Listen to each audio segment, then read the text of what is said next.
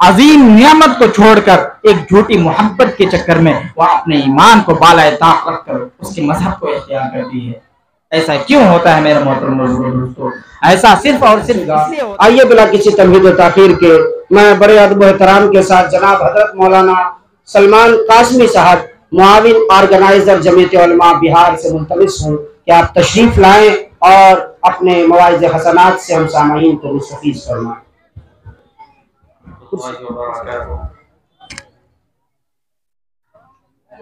अल्हम्दुलिल्लाह नहमदुहु व नस्तईनुहु व नस्तगफिरुहु व नु'मिनु बिही व नतवक्कलु अलैहि व नऊज़ु बिल्लाहि मिन शुरूरि अनफुसिना व मिन सय्यिआति अअमालिना मन यहदिहिल्लाहु फला मुदिल्ल लहु व मन युद्लिलहु फला हादिय लहु व अशहदु अल्ला इलाहा इल्लल्लाहु वहदहु ला शरीका लहु ला वज़ीर लहु ला मिस्ल लहु व ला मिसाल लहु ला वालिद लहु व ला वलद लहु अज़लियुन अहदियुन समदियुन फर्दियुन फरीदियुन दैमुमियुन तुम्मा नशहदु अन्न सय्यिदना व सनदना सय्यिद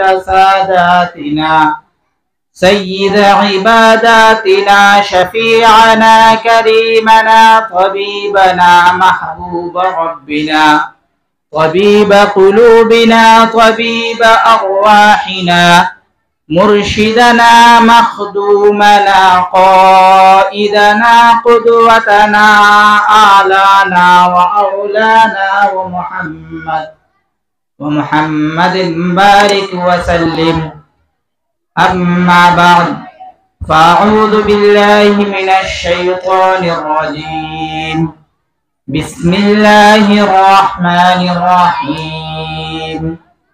इक़रा बिस्मि रब्बिकल्लज़ी खलक़ खलक़ल इंसाना मिन अलक़ इक़रा व रब्बुकल अकरम अल्लज़ी अल्लम बिल क़लम अल्लमल इंसाना मा लम यअलम सदक़ल्लाहुल अज़ीम। वक़ाल अन्नबिय्यु सल्लल्लाहु अलैहि वसल्लम तलबुल इल्मि फरीज़तुन अला कुल्लि मुस्लिमिन व मुस्लिमा औ कमा क़ाल अलैहि अस्सलातु वस्सलाम। मेरे मोहतरम बुजुर्गों और दोस्तों और स्टेज पर मौजूद काबिल कद्र उलमाए किराम, आज के इस प्रोग्राम में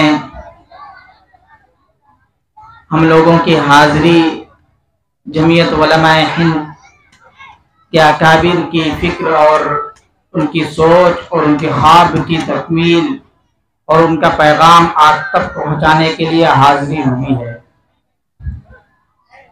मेरा मोहतरम बुजुर्गों दोस्तों, आज जैसा कि हिंदुस्तान में जो माहौल चल रहा है, हम और आप इससे बखूबी वाकिफ़ हैं और हम इस बात से भी वाकिफ़ हैं कि हमारी कम्युनिटी, हम मुसलमान लोग इल्म दीन और इल्म चाहे असरी इल्म से हम कितने दूर हैं। खुसूसन इल्म दीन से हम मुसलमान बहुत दूर हैं, जिसकी वजह से आज मुल्क के हालात दिन ब दिन बिगड़ते जा रहे हैं। मेरे मोहतरम बुजुर्गों दोस्तों, मुअर्रिखीन ने लिखा है कि अगर किसी कौम का वजूद सफ़े हस्ती से मिटाना हो, अगर किसी कौम को जिल्लत और रुसवाई के खाए में ढकेलना हो, अगर किसी कौम का वजूद इस दुनिया से ख़त्म करना हो, अगर किसी कौम को जलील और ख़ार करना हो, तो उससे लड़ाई और जंग करने की ज़रूरत नहीं, उससे बहस व मुबाहिसा करने की ज़रूरत नहीं, उससे जंगो जदल करने की जरूरत नहीं, बल्कि उस कौम को सिर्फ इल्म के हासिल करने से रोक दिया जाए।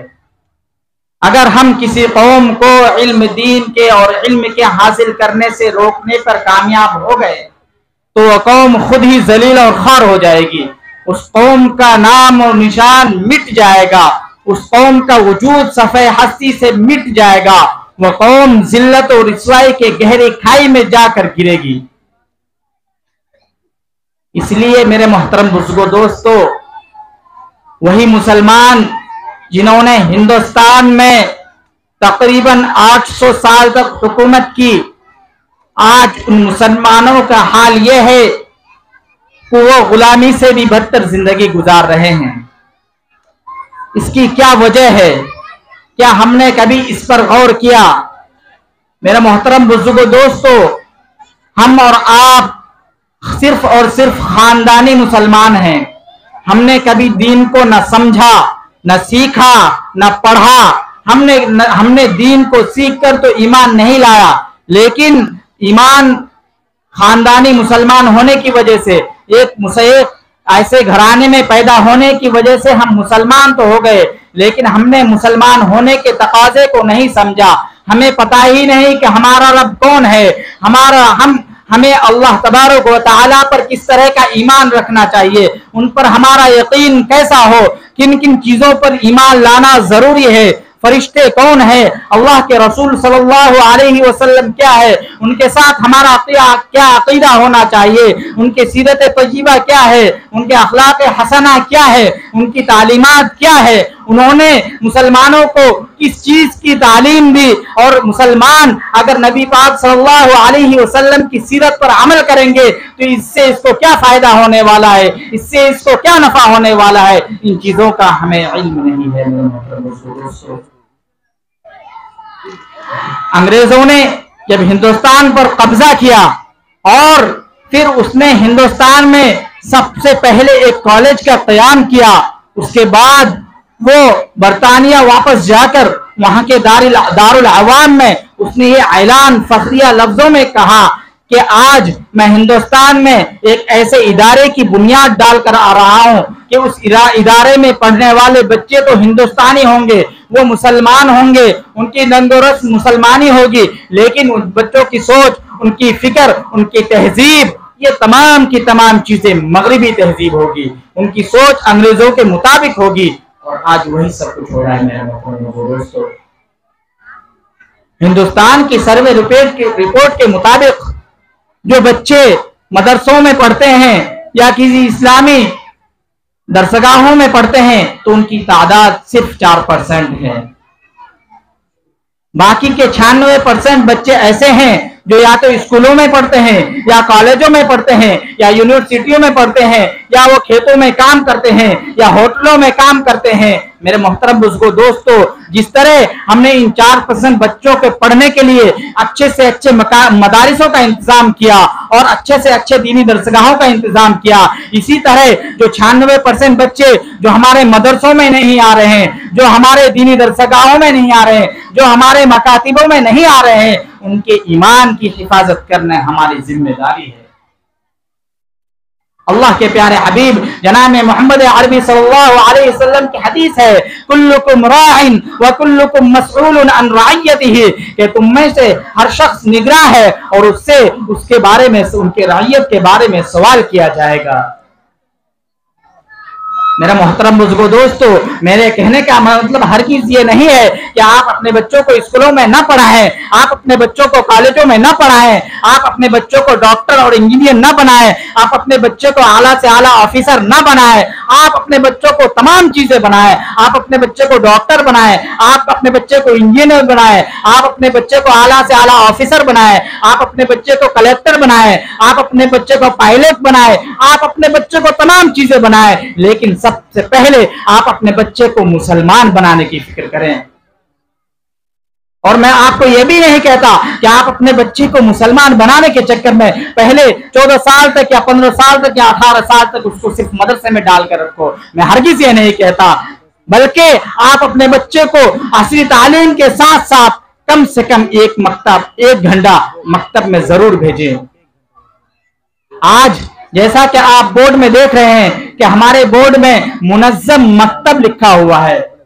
आप लोगों ने मकातिब का नाम बहुत सुना होगा और हम अल्हम्दुलिल्लाह हमारे इलाके में बहुत सारे मकातिब भी हैं, लेकिन आज आपने देखा होगा बोर्ड में लिखा हुआ है कि मुनज़्ज़म मकतब का क़याम। ये मुनज़्ज़म मकतब क्या है मेरा मोहतरम बुजुर्गों दोस्तों, आजकल जो हमारे यहाँ मकातिब चल रहे हैं उन मकातिबों में सिर्फ नूरानी कायदा की तालीम होती है, कुरान पाक की तस्सीह होती है। किसी मकातिब में तो कुरान करीम की भी तस्सीह नहीं होती है, बस पढ़ा दी जाती है। उसके बाद और बहुत ज्यादा तो किसी उर्दू सब्जेक्ट को पढ़ा दिया जाता है। अब बताएं कि क्या हम सिर्फ कुरान पढ़ लें या उर्दू पढ़ लें तो हमारा अकीदा दुरुस्त हो जाएगा, हमारा ईमान दुरुस्त हो जाएगा?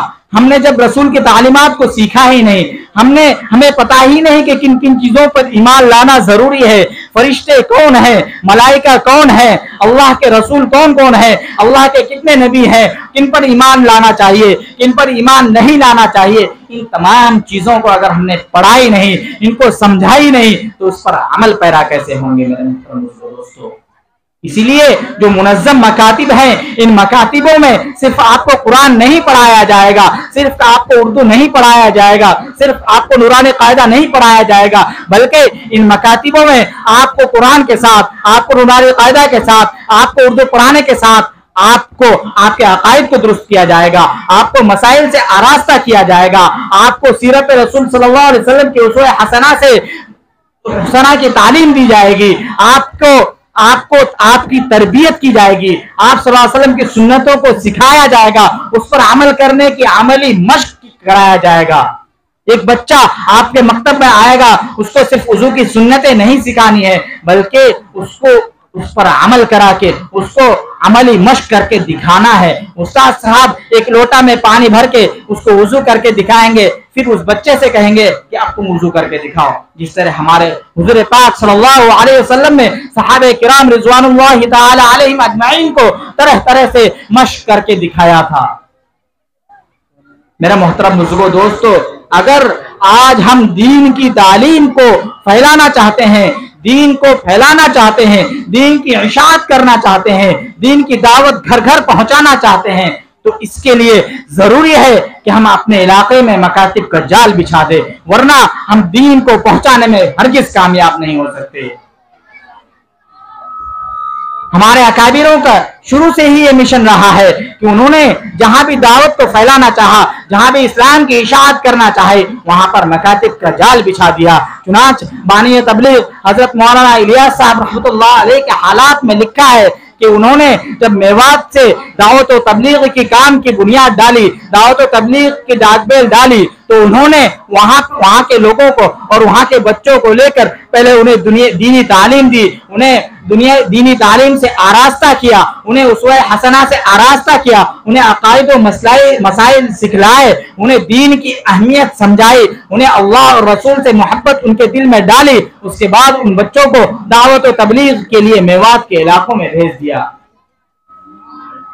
और मेवात का इलाका बहुत अच्छा नहीं था कि उन्होंने आसानी से इस दीन को कबूल कर लिया, बल्कि वहां का इलाका भी हमारे इलाके की तरह बिल्कुल ऐसा ही इलाका था कि वहां के लोग भी खेती बाड़ी किया करते थे, वहां के लोग भी जानवरों से गुजर बसर किया करते थे, जानवर पालने का रिवाज था। लिहाजा वहां के लोग भी कभी ये नहीं चाहते थे कि हमारे बच्चे हमारे काम में हाथ बटाना छोड़कर, हमारा बच्चा हमारे साथ खेती करना छोड़कर, हमारा बच्चा हमारे साथ जानवर चराना छोड़कर वो किताब लेकर मकतब में जाकर तालीम हासिल करे। लेकिन अकाबिरों की यह फिक्र थी, उनकी ये सोच थी, उनकी ये कुरान थी कि हम मकातिब को कायम करके रहेंगे। चुनाच बानी तबलीग हजरत मौलाना इलियास साहब रहमतुल्लाह अलैह की एक शर्त थी, जब मेवात पे उन्होंने दावत और तबलीग का काम किया तो वहां के लोग उन्हें बुलाने के लिए आए, उन्हें दावत देने के लिए आए कि हजरत आप हमारे इलाके में तशरीफ ले चलें, आप हमारे यहाँ जलसे में तशरीफ लाए हैं। तो हजरत ने एक ही बात कही कि मैं आपके इलाके में उस वक्त तक तशरीफ नहीं ले जाऊंगा, मैं आपके इलाके में तशरीफ ले जाने के लिए तैयार हूं, लेकिन मेरी एक शर्त है, अगर आप इस शर्त को पूरी करते हैं तो इंशाअल्लाह मैं तशरीफ ले जाऊंगा, अगर आपने इस शर्त को कबूल नहीं किया तो मैं तशरीफ ले जाने के लिए तैयार नहीं हूं। तो लोगों ने पूछा कि हजरत आपकी क्या शर्त है? तो हजरत ने कहा, मेरी एक शर्त है कि मैं इस शर्त पर आपके इलाके में तशरीफ ले जाऊंगा कि मेरे जाने पर आप वहां पे कम से कम एक मकतब का क़याम करेंगे। वो लोग जो कि हजरत को दावत देने के लिए आए थे वो मायूस हो गए कि हमारे इलाके में मकतब कायम करना बहुत मुश्किल काम है, लिहाजा हम आपकी शर्त को कबूल नहीं कर सकते। वो शख्स मायूस होकर वापस चले गया। फिर कुछ दिनों बाद तशरीफ लाया कि शायद हजरत अपने बात को बदल लें, अपने कौल को बदल लें, अपने शर्त को बालाए ताक रख दें। लेकिन जब दोबारा तशरीफ लाया तो दोबारा हजरत ने फिर वही शर्त रखी। फिर वो शख्स वापस चले गया। चंद दिनों के बाद फिर कोई एक दीवाना हजरत के पास तशरीफ ले आया और हजरत से जाने की दरखास्त की। तो हजरत ने अपने शर्त को रखा। तो उस शख्स ने इस बात को सामने रखते हुए हजरत की शर्त को कबूल कर ली कि चलो कोई बात नहीं, मैं हजरत से सिर्फ अभी दिल बहलाने के लिए या हजरत के सामने यूं ही हाँ कर देता हूं ताकि हजरत हमारे यहाँ तशरीफ ले आए और हमारा काम बन जाए। चुनांच हजरत उनके कहने पर वहां पर तशरीफ ले गए। लेकिन जो ही वहां पे तशरीफ ले गए तो वहां पे जाने के बाद हजरत ने कहा कि आपने जो मुझसे मेरी जो शर्त आपने कबूल की थी उस शर्त को पूरा करें। मेरे मोहतरम बुजुर्गों, दोस्तों, हजरत की इस शर्त को वो पूरा अब परेशान हो गया कि कैसे इस शर्त को पूरा किया जाए। चुनांच उलमाए किराम के साथ मिलकर और हजरत की मेहनत से बहुत दिनों में वहां पे एक मकतब का क़याम हुआ। लेकिन उस एक मकतब के कायम होने के बाद हजरत के उस सफर में 10 मकातिब का क़याम हो गया। और अल्हम्दुलिल्लाह इसके बाद ये सिलसिला इस तेजी के साथ बढ़ा कि लोग वहां पे एक एक दिन में कई सौ मकातिब कायम होने लगे। इसलिए मेरे मोहतरम बुजुर्गों, दोस्तों, आज अगर हम अपने बच्चों को दीनी तालीम नहीं देंगे, उनका अकीदा दुरुस्त करने के लिए मकातिब कायम नहीं करेंगे, तो जिस तरह आज हम हिंदुस्तान में देख रहे हैं कि हमारी बच्चियां, हमारे बच्चे ये तमाम के तमाम इर्तिदाद के शिकार हो रहे हैं। हमारी बच्चियां झूठी मोहब्बत के चक्कर में अपने ईमान जैसी अजीम नियामत को छोड़कर एक झूठी मोहब्बत के चक्कर में वह अपने ईमान को बालाए ताक रखकर उसके मजहब को इख्तियार करती है। ऐसा क्यों होता है मेरे मोहतरम दोस्तों?